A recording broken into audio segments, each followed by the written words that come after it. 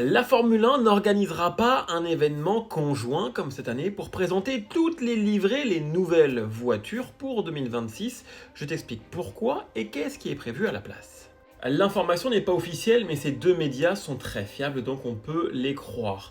La F1 donc n'organisera pas de grand show pour présenter les monoplaces de 2026, contrairement à ce qu'on a eu cette année. En effet, souviens-toi, en tout début d'année, les écuries avaient dévoilé leur livret le même jour, et c'était un vrai succès d'audience, parce que si on cumule toutes les plateformes, on était quand même 7 500 000 téléspectateurs dans le monde.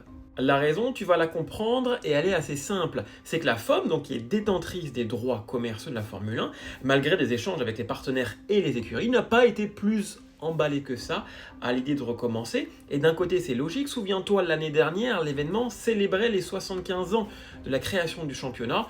C'était un anniversaire qu'il ne souhaite pas réitérer. C'est un petit peu logique. Mais ce n'est pas la seule raison.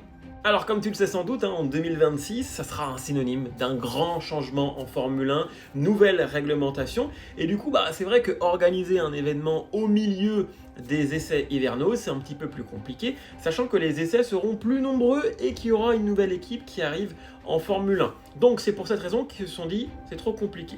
Malgré tout, et ça pour le coup c'est bien, c'est que la FOM envisage d'organiser des événements en cours de saison, lesquels on ne les connaît pas encore. Et du coup, je te pose cette question, est-ce que tu es déçu que ça ne revienne pas en 2026 ?